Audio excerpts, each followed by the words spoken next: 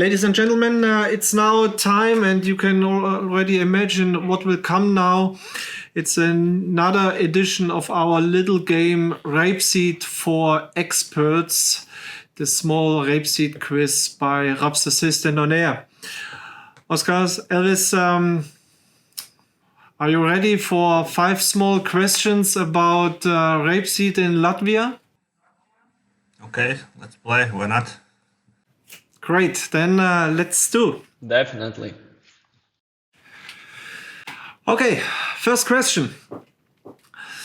The production of winter rapeseed in Latvia increased in the last years quite a lot. Acreage, yield, so really a successful story. My question to you now is, what do you think? Production 2020 in Latvia winter rapeseed, more or less than 400,000 tons?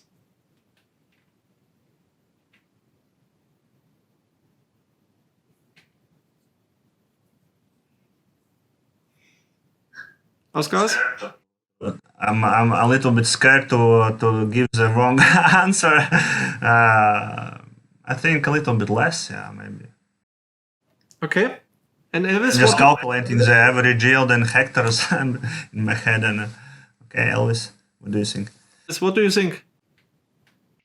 I would say more, but I didn't do the math in my head. Okay. Just a small comment. It was a record last year, so it was the biggest production ever in Latvia. Let's go further. The share of spring oilseed rape, yes, we still have spring oilseed rape in Latvia. The share of spring oilseed rape on the total acreage in Latvia, below or higher than 10% last year? Yeah, still I think I would say it's lower. I will say it's more than 10% because we have still some regions where we are growing a lot of spring oilseed rape as well. Okay, good. As I said, Oskars, I had a small look in your PhD papers, so I found some interesting data here. How was the share of spring oilseed rape on the total acreage in 2005? Please give me a figure. In 2005, it's almost 30 or 40%, I think now. It was. It's always a little bit less than years ago. It was less than winter oilseed rape share, but yeah, it was in bigger acreages than it's now. But Okay. okay, I will guess 30% around. So Okay. Elvis, what do you think? How big was the spring rapeseed share in 2005? I'm not competent to answer this question because I had only 13 years then, but I think it definitely was bigger than it's now. I remember that we also in our farm grew spring oilseed rape, but it was long time ago. But yeah, so I cannot answer this question. Come, then give us a figure. 100,000 hectares. Okay. Next question. We have now in Latvia more or less 20 years of hybrids, and the yield of rapeseed of winter rapeseed in 2000. So more than 20 years ago, we had a level of 1.9 tons in average for Latvia. What was the average yield 2020 in Latvia for winter rapeseed?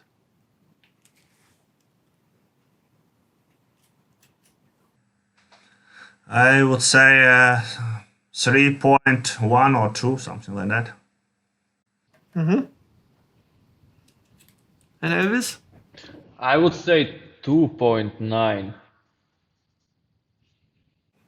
Okay. And last question.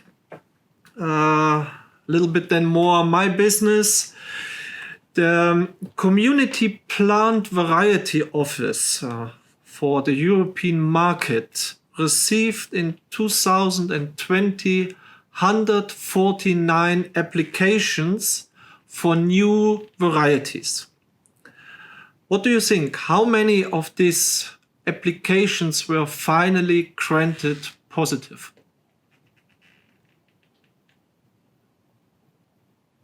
I give you a help. More or less than 100?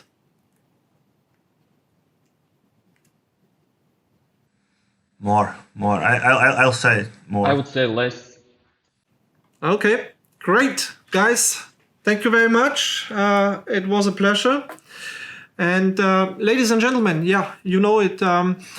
We hope that you enjoy a little bit this small game, and like last time, the answers will be presented in the coming days on our different Facebook channels.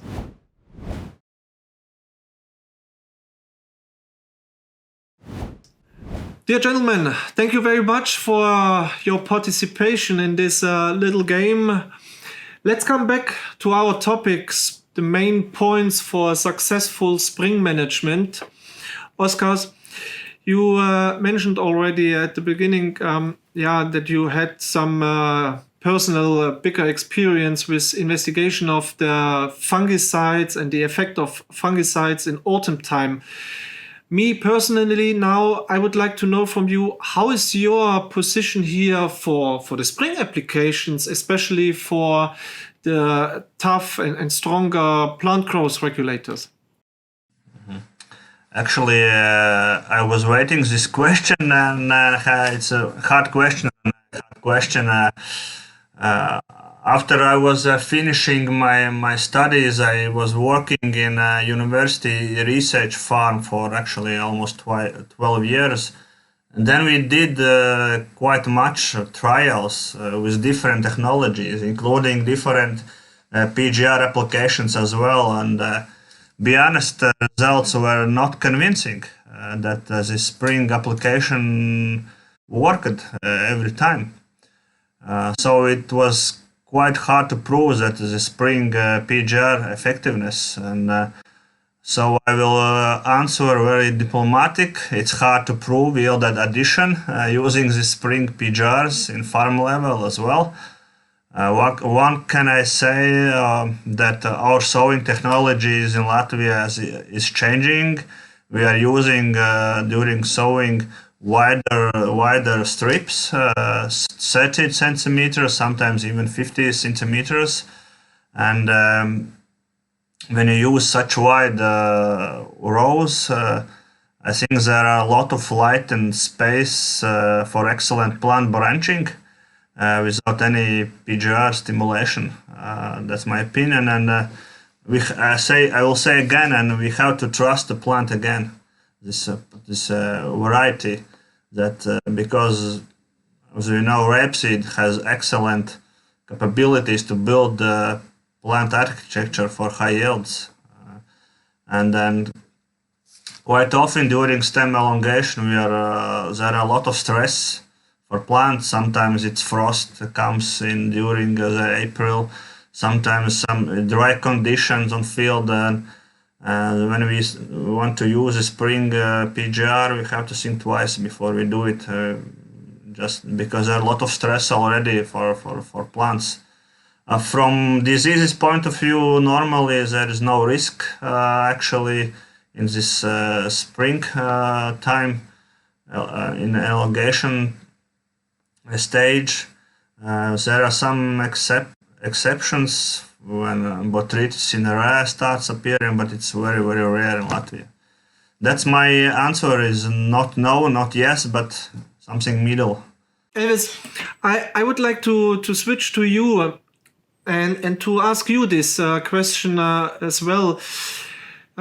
these fungicide applications in springtime, it is always this question between insurance on one side and this target for some positive effects on the other side.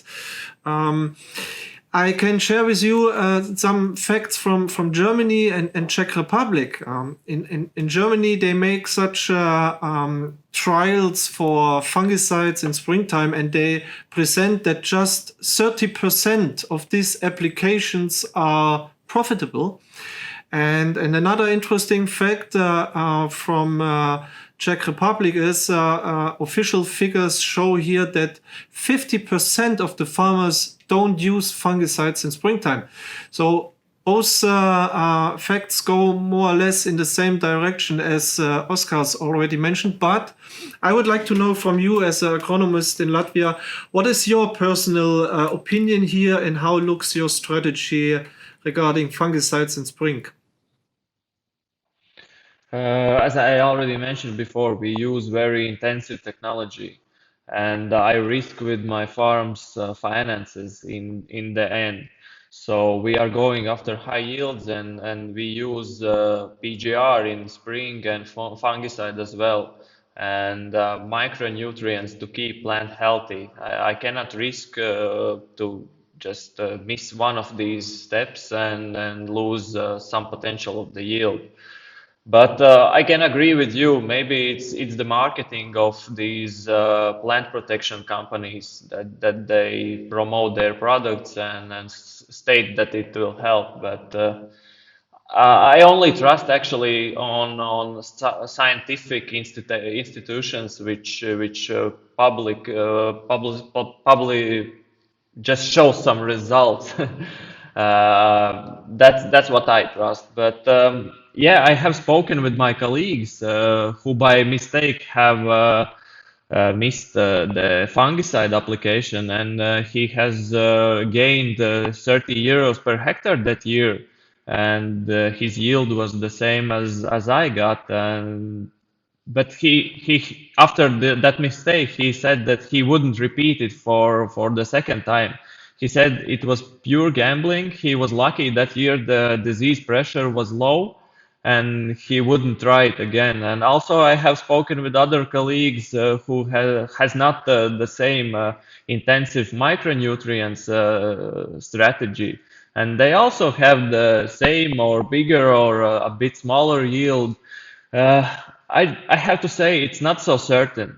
In farming, there are so many factors which all come together. It's Mother Nature, the soil, this technique, how we sow, or all this come together, and it's not so certain. That's why I look on it differently. If I have a good potential, I use maximum. It's vice versa. If I have no potential or it's weak plants, then I have to manage my inputs. I have to calculate all till the last cent, so that I wouldn't put extra for plants which will not produce so good yield.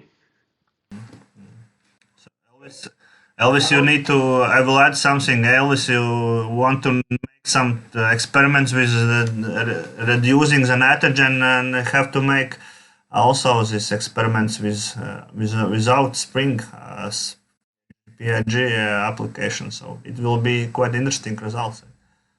You mentioned that you usually look for high yields and that you drive intensive productions.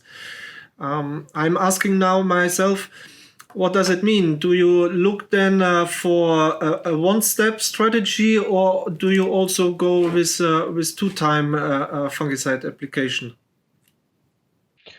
I have to say we use two-step strategy in springtime, but the first is mainly PGR, a bit less fungicide. This year I'm planning maybe in some fields, as Oscar stated, I should cut the PGR, or I will try to use more fungicide than growth regulator in the first time. And second application is it's a bit challenging here in Latvia as we do it in flowering stage and we have to do it in nighttime, but we use fungicide in flowering stage. That's our main strategy.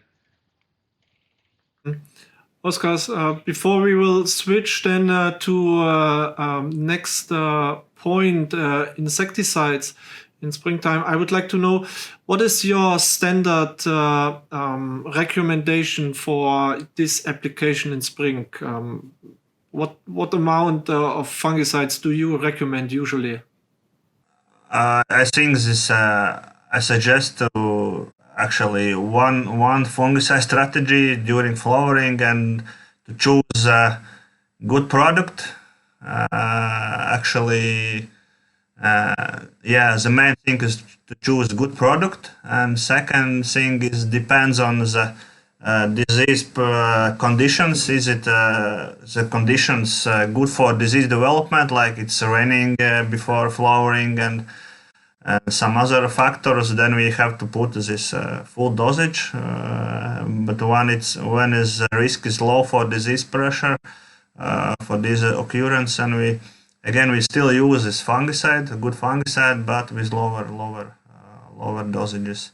Just to some farmers actually are at the moment are planning and actually buying fungicides. I said, okay, buy full dosage, but we will decide it, I don't know, 2 days before application, which dosage we can use. And when we go a little bit earlier in the spring and look then for, let's imagine a farmer will call you and ask you for plant growth regulation. What is then here your standard recommendation?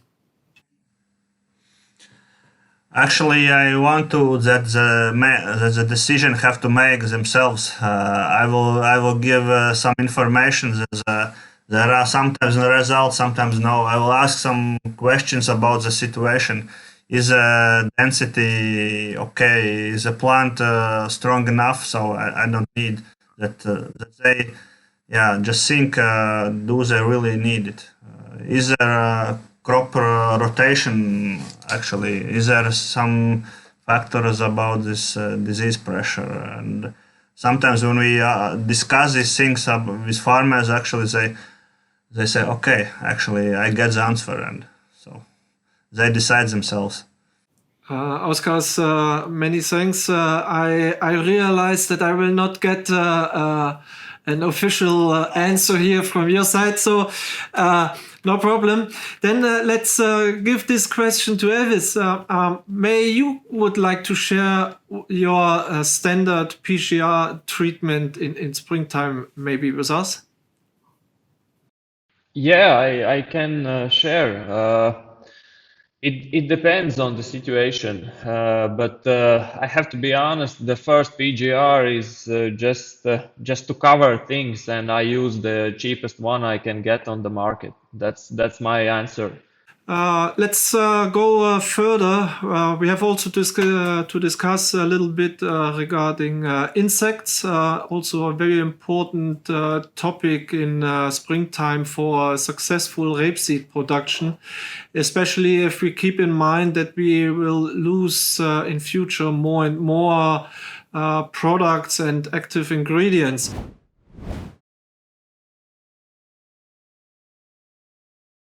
Now a new point is we lost the neonics for the seed treatment. Now we are losing the neonics also in springtime for control the trouble insects like pollen beetle.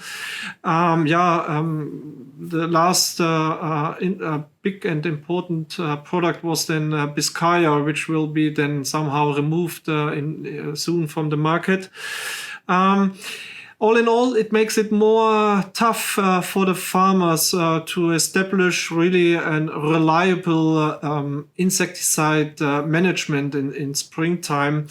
Elvis, you could share with us what are the main pests on your farm, and what is your strategy to control them?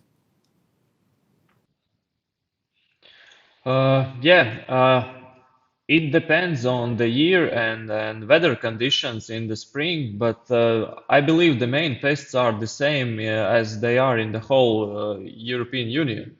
It's cabbage steam flea beetle, rape steam weevil, and other weevils, of course, as you mentioned, this pollen beetle and brassica podmidge. And my strategy is actually pretty simple. I use these insect traps. I put them on the field, and I check them regularly. And if I see that the number of insects exceeds the critical amount, then I plan applying insecticide with my next planned application. But I totally agree with you. This year will be challenging as we lost our systemic insecticide. It will be interesting, but I would like to take opportunity and to say for farmers, don't rush on fields with insecticides. Firstly, check if there are any insects. Don't listen to all agronomists who say just put insecticide there with each application. It's rubbish. You have to check if there is something to put it on. Definitely right. That is true. Oskars, would you like to add something from your side? In general, I like Elvis' strategy approach to problem solving using the traps and yellow sticky insect leaves. It's not so common between farmers. Actually, one thing we have to step on the field, literally go make observations during spring in critical times when the pests starts to appearing. Actually, we have to step on the field every day. Also, just to follow insects' occurrence dynamic. One thing that cannot help farmers during those observations that there are quite lack of data about this thresholds or critical amount of pests in Latvia.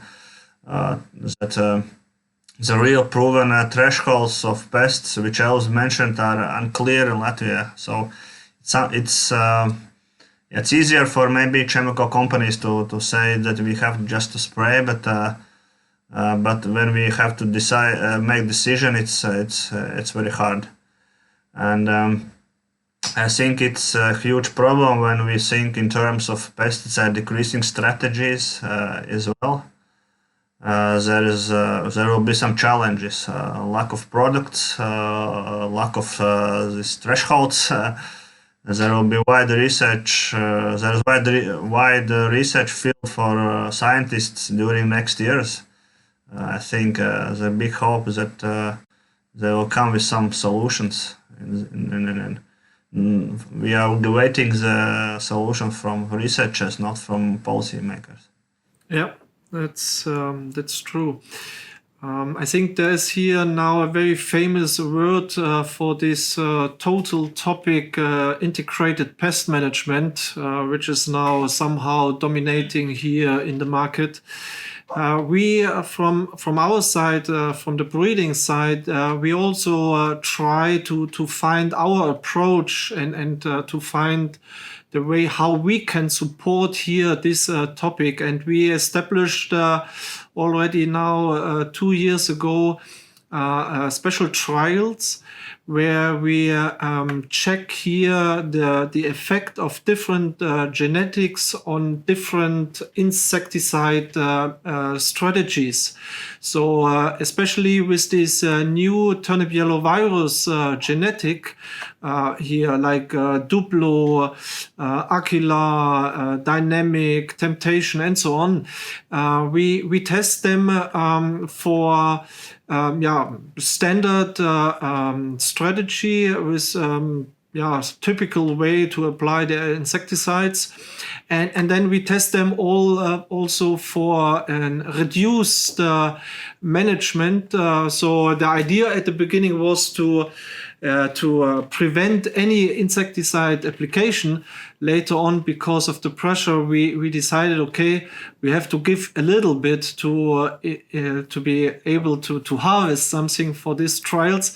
But we made really a nice comparison between standard practice and then this reduced way. And an interesting point was these new varieties. They really show, as you also mentioned already, a very strong compensation potential. So really a big power to compensate also here a bigger insect pressure. And I think that is then something also what we can offer here to the market with this new, stronger and robust material to support here the farmers to find a way now in future with this less and less options for controlling the insects. So what do you think personally about this development? Is that an option for you with more robust material and less insecticides? I would just give some comment. Quite promising results from your side. I hope the breeders will just to continue to develop these genes. I think it's just the beginning. One can say, and also agree to Elvis, that variety genetics has a very huge potential for future challenges in direction of nitrogen pesticide decreasing in our technologies. Actually, from the technology point of view, we do a lot of, we are working very intensively. So one can change, we are waiting this changes actually mainly from the breeders. They are offering much, as you described, much robust, much more varieties which are more elastic in different conditions. That's my comment. And Elvis, what do you think? Yeah, I totally agree with Oscar's about these intensive technologies. We reached our maximum. I think the rapeseed yield could grow only on a variety selection basis. And the bigger the yield variety can achieve with less inputs and more risk tolerant, whatever drought, diseases, pests, or winter kill, the more tolerant this variety will be, the better for us, for farmers. It should be more flexible, as to say.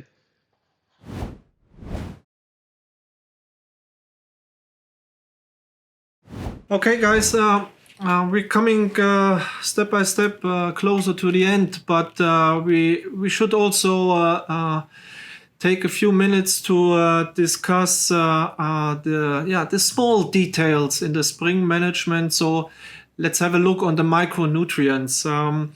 We know that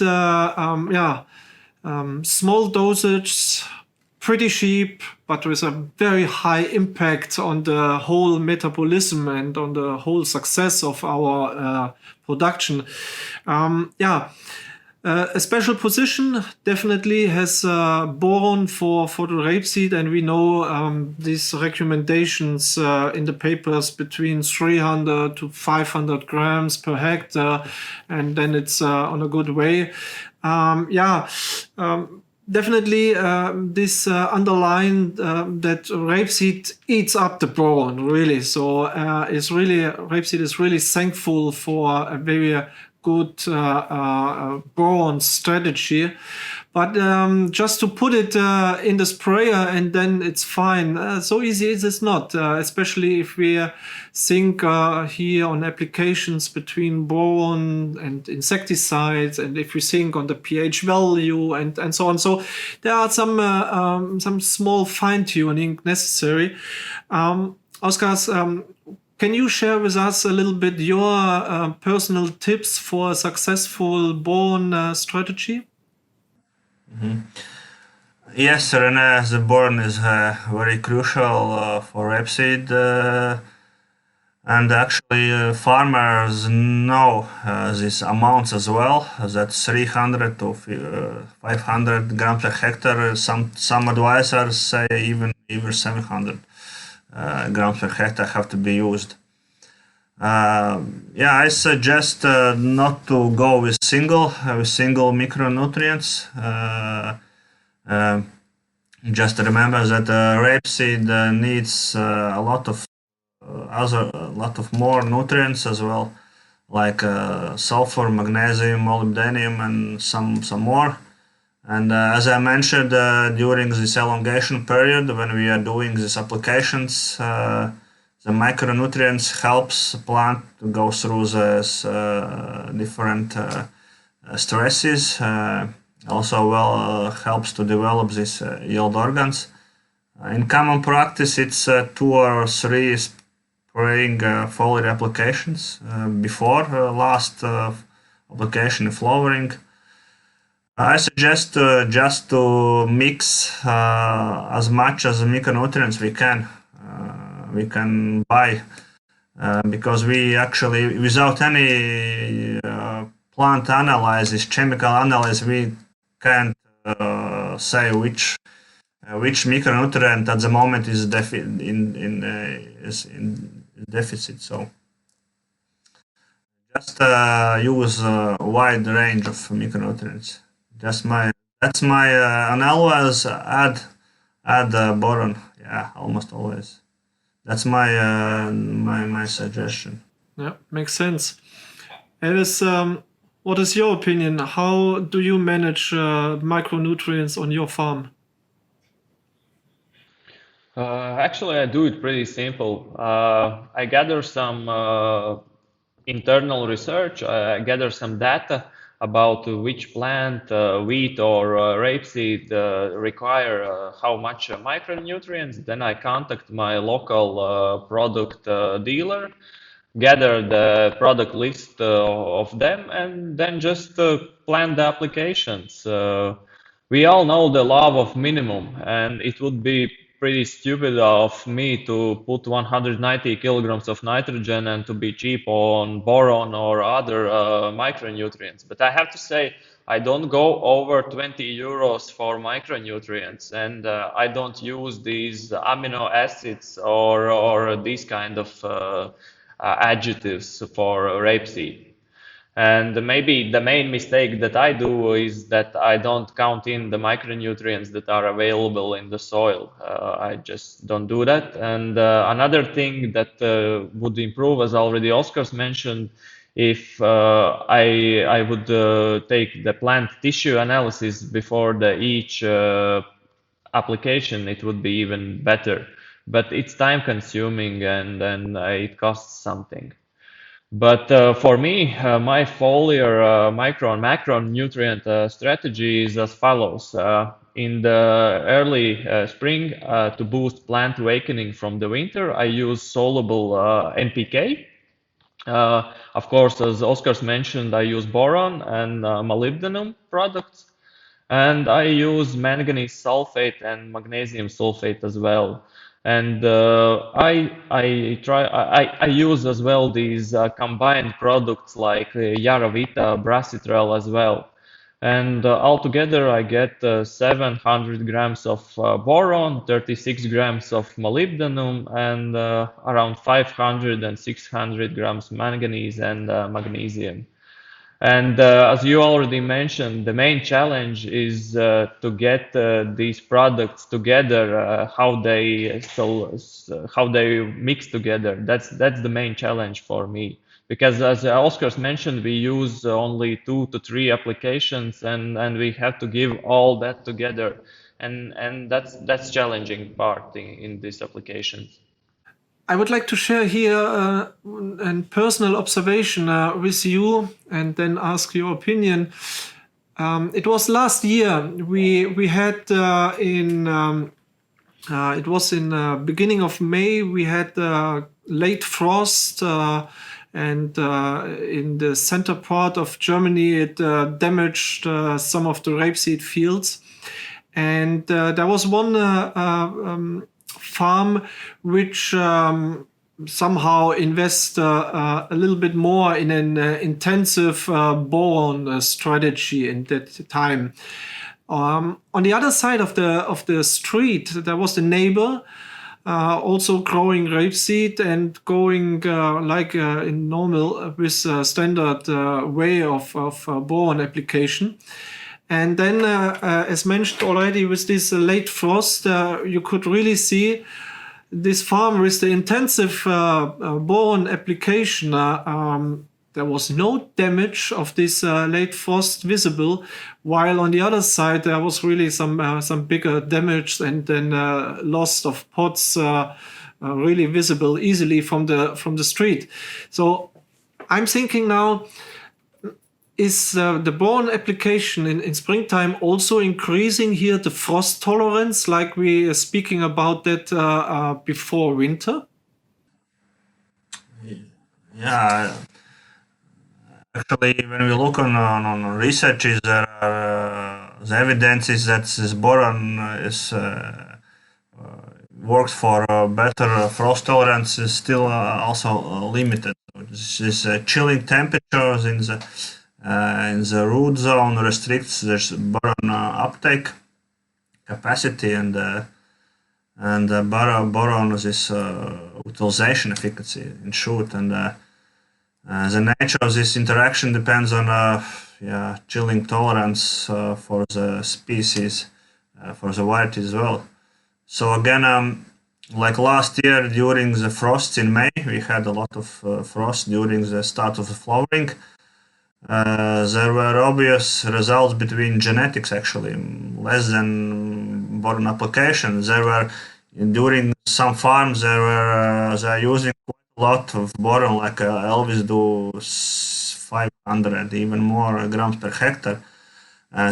Some genetics were more tolerant, some were less to this frost. So I think again, when we conclude this discussion today, the variety and genetics are very crucial for this frost tolerance, maybe even more than this micronutrient boron. So that's my opinion. Oskars, Elvis, thank you very much for your time and for the participation here in our podcast. It was a pleasure to speak with you about your opinions and your perspective on a successful rapeseed production. And I think it was not only for me, also for our audience, very useful and very valuable data. What's going on in Latvia and how is it to produce successful rapeseed in Latvia. Ladies and gentlemen, we hope that you enjoy our discussion here today, and may we were able to deliver some benefits for you and your rapeseed in 2021. As you know, a last comment always from my side, and I guess you do it also by yourself. When you look on the Mativ right now, we see here really outstanding commodity prices for rapeseed since a couple of weeks. The rapeseed price is jumping from one record to the next one. And if we look at the moment for prices May 2021, even we know the market is empty, there is a price of more than 520 euros right now. Okay, interesting is for all of us, new harvest, new production, August 2021. There's also a really high price level with more than 440 euros. And here's my wish to you. Keep that in mind when you think about your spring management, when you think about your production and yield potential. Don't forget that and really try to invest as best as possible in your rapeseed because it will give you the chance to benefit here from this traditional cash crop rapeseed. Oskars, Elvis, Some last words from your side? Okay, thank you for the interesting discussion. And you have to remember that each year is different.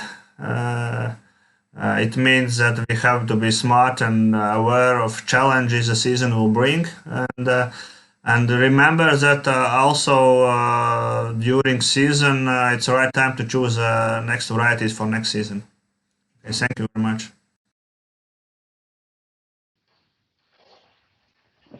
Yeah, thank you for this really interesting discussion. It was my pleasure to participate here, and I wish for everyone that we stay healthy in these times.